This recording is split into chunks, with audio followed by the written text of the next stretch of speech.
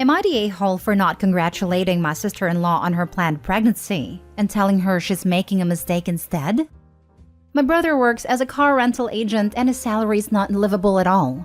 His wife is a stay-at-home mom for their 4-year-old, so he's the sole provider. And he's been receiving a fixed sum from both my mom and other sister to keep things afloat. I also helped a few times when I could. Some time ago, my sister-in-law told me she wanted another child because she didn't want their son to be an only child and asked me what I think. I advised her against it and told her to either wait till my brother gets promoted or till she gets a job. I told her it would be realistically impossible to provide for another child when you're barely coasting by, and that she was still young, 27-year-old. I also told my brother the same thing. About 3 weeks ago, my brother calls me all happy and tells me his wife is pregnant. I told him, great, I wish her good luck, and soon hang up. I never called sister-in-law to congratulate her, nor went over to their place for the baby shower. Just told them I was busy. Yesterday, we had dinner at our parents' house and I inevitably met my sister-in-law. She told me, I'm pregnant, with an excited tone. I told her, yeah, I know, that's great, I wish her good luck. She then said, so that's it? I asked her what she meant and she said, aren't you happy for us? I told her my feelings are irrelevant here and their decision is up to them. She told me of course they matter and begged me to please honestly tell her what I think. So, I told her I frankly think you're making a mistake and this innocent child is going to suffer the consequences of your selfishness. You are not ready to care for another little life when you can't even pay your bills. How long do you think my mom and sister are gonna support you? She interrupted me and said, what the hell? That's none of your freaking business. I only ask you out of politeness, but you really didn't hold back at all. I told her, you're the one who told me to be honest. She said, I told you to be honest with me, not be a douche. She then called me an a-hole and went off to complain to my brother. I didn't want to entangle with them and just grabbed my purse and left. Sometime later, my mom calls me fuming and tells me I had no right to make any comment whatsoever. She said I should have congratulated them properly and left it at that. That, even if she was the one who asked for my opinion, I should have known better than to hurt her with those words. I also think my words might have been pretty hurtful and I went too far. Am I the a-hole? Now for the top comments. This might be unpopular later, but not the a-hole. Maybe you should have been kinder or phrased it better. I don't know, because I don't know what you said, but she shouldn't be sheltered from the truth when she literally asked for it. We can go through life expecting family to cater to our feelings, but then their advice and opinions really mean nothing. Who wants to surround themselves with yes men saying whatever they want to hear? Personally, I value my dad's opinion more than others because I know he will be honest and call me out. She asked for your opinion, got mad when you gave it. Full stop. You are not the a-hole. Not only ask, but had previously heard OP's opinion/advice, then sought OP out and pressed the issue, as if to get validation for herself. What was she expecting here? Not the a-hole. You would have been if you had mentioned it when you first got a call giving you the news. But you didn't until she cornered you and told you to be honest, so you were. That's what I found interesting too, that she already knew OP's opinion, yet pushed her to give it again. It's like she either wanted to start drama or she was delusional in hoping that OP had changed her mind, even though none of their circumstances had changed. Not the a-hole. I never understand people who does not have enough money even for one person, and then they marry and make 2+ kids and they have no money. Some people lose their rational thinking capability when the topic comes to kids. If you cannot live with one wage with 3 people and you get support from the family, you cannot live with 4 people. Not the a-hole. Don't give them money anymore, even if you can't afford to do so. Yes, this exactly. Yeah, or at least don't give until brother picks up his second job and is looking to improve his lot and sister-in-law. And make it clear that all help will end if they have another kid. They need to feel the consequences of their choices before help can be considered, so they won't be tempted to do it again. Next story. Am I the a-hole for telling my sister nobody was interested in her PhD research? My sister, 34 female, and I, 31 female, come from a working-class family. Nobody in our family is higher than a high school education, save for us. I have a bachelor's and my sister is currently working on her PhD. Obviously, we're both proud of this, but my sister often brags to an extent that many in our family find uncomfortable or discouraging, and she talks down to people around her. When she began her program, she explained it in very technical terms that confused our aunt. When she was asked to clarify, my sister made a fuss about how it was so easy for her to understand, and she forgets that not everyone can wrap their heads around it.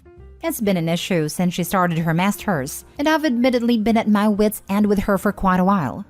I hosted Thanksgiving this year. When we were eating, my sister was asked about her research, and she went on a long, complicated spiel about her work. She was missing context, pulling out every 10-cent word, getting super technical and under-explaining every concept. She talked for about 10 minutes straight, barely pausing for questions or comments. It dominated conversation. Eventually, I interrupted her and tried asking our dad about his work. My sister interrupted him and said she wasn't finished, then continued talking.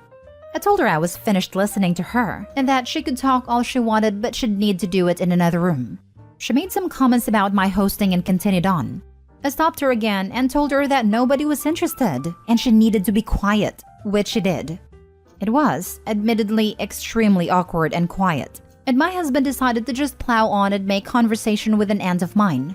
After that, conversation carried on as usual with my sister being very, very quiet. Afterwards, our parents scolded me for being rude but said my sister was being over the top. But I should have just let her talk. A few of our other relatives thanked me for cutting her off. Her fiancé called me yesterday morning and said I embarrassed my sister and made her feel ashamed. He implied I was jealous of her success and asked me to formally apologize to her. I said I'd apologize to her, but I wouldn't mean it, and he hung up on me. I've thought it over and I can see how my approach was wrong, but I genuinely did not see any other option at a time. Always willing to learn though, and seeking a new perspective. Am I the a-hole for telling my sister nobody was interested in her PhD research? Everyone sucks here. Your sister needs to know how to explain her doctoral work to a lay audience, if she has any hope of passing her dissertation committee. She also needs to learn how to craft an elevator sentence. She also needs to learn how to take a hint gracefully. You, on the other hand, need to stop being jealous of her success. Conscious of it or not, jealousy and resentment oozes out of this entire post. Regardless of how long she droned on and how rude it was for her to stop you from talking with your dad, the general core of this post isn't really centered on that, but your overall worldview on her academic career. Also, I hope the sister continued to brag about her PhD research, so other girls know that they can also get a PhD. Females should not be shy about their achievements. My problem is that she has never been this supportive of my achievements. She tells me constantly we aren't on the same level, and assures me it's okay, but makes backhanded remarks about my intelligence and level of education. I think it's great she's getting a PhD and I'm glad she's proud of it, but that pride doesn't need to be at everyone else's expense in my opinion. Then you need to correct her. She's your sister. Should be easy to say, what you just said is insulting and hurts my feelings. Please learn to be more tactful. I'm an especially frank person. My sister dyed her hair red one time and asked me how it looks. And I said I don't like the red, and it makes her look like the Wendy's girl. And she responded with, I am looking for compliments, and not criticism to make me feel bad. Now I know to lie and say, it's not bad, if I hate it. Next story. Am I the a-hole for calling every morning? My son is a 20-month-old toddler. My wife is a stay-at-home mom. I work 6 days a week and I'm usually gone for 12 hours a day. I always check in on my son remotely via our nursery cam app, and is always awake in the morning around 8. He has a great sleep routine. Our wind-down time starts at the same time every evening. We clean up toys, read a book. When I lay him down, he's still awake. He falls asleep on his own and sleeps all night for at least 12 hours. It's usually after 9 before I have a chance to check the camera. This morning, when I checked, it was 9:12 and some mornings are closer to 10. Every time I look though, he's always in the dark and standing in his crib just waiting. When I see this, I immediately turn on the brightest night light the camera has and speak to him through the camera app.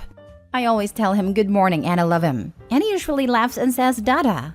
Then, I leave the app, call my wife to wake her up. I usually have to call 3 to 4 times, and when she finally answers, it's obvious that she just woke up. And only because I called. I tell her that our son is awake waiting for her and that she needs to get up to start their day. This morning while on the phone, I asked her if she was going to get him after using the bathroom, and she said no. She was going to the kitchen to prepare their breakfast and then she'd get him. I asked her to get him after the bathroom so he could go to the kitchen with her, and she flipped out. She told me it angers her that I call every morning to tell her how to be a mom and that she has a routine. I retorted with, well, your routine sucks because he's been awake for an hour and you'd still be asleep if I hadn't called.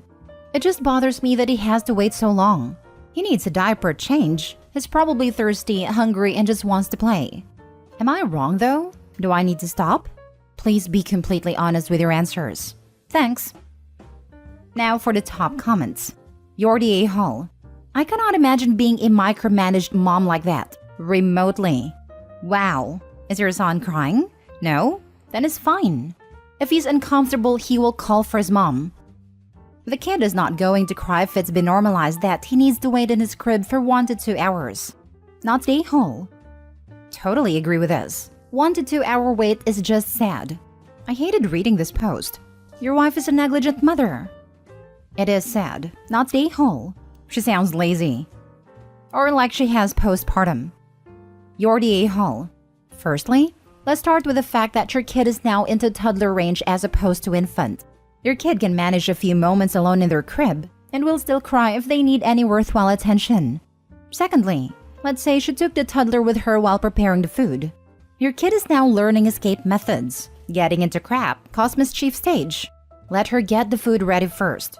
Thirdly, best intentions aside, if my husband was micromanaging my mothering, I'd blow a gasket from stress alone. Moms need what sanity remains to us, especially before entertaining a toddler for hours.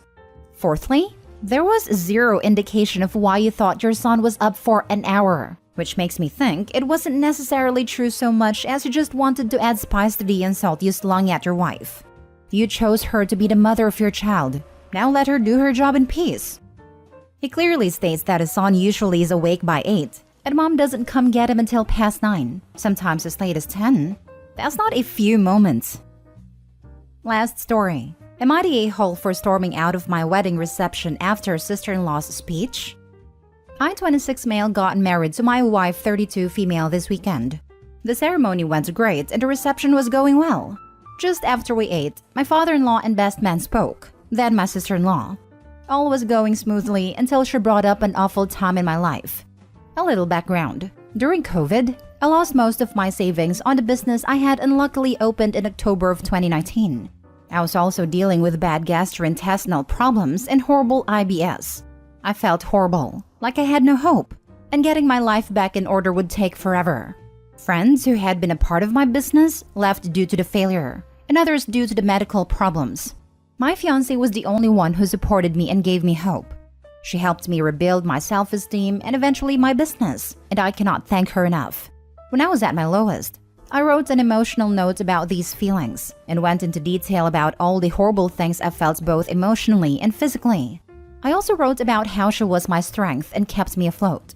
I told my wife about writing my thoughts but never showed her the note. Midway through sister-in-law's speech, I saw her unfold this dreaded note and start to read it to the audience. Not just the part about my wife, but a full paragraph before it, where I described how hopeless I felt and the details of my darkest moments from my toughest battles with IBS. I was so embarrassed. My sister-in-law started to cry as she got through the part about my wife, and went on to say she never knew how bad it was, but knew our love would overcome anything. I got red in the face, stormed out to the back of the venue and lit up a cigarette, which I haven't had in years. Some family members ran out, but I told them I needed to be alone.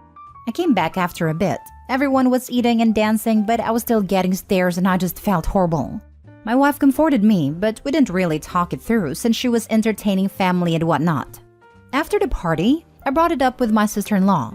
I told her I felt violated that she would somehow get a hold of that note, and not only read it, but share it with everyone. I said it hurt, because the memory of the wedding certainly felt tainted by the speech and my reaction.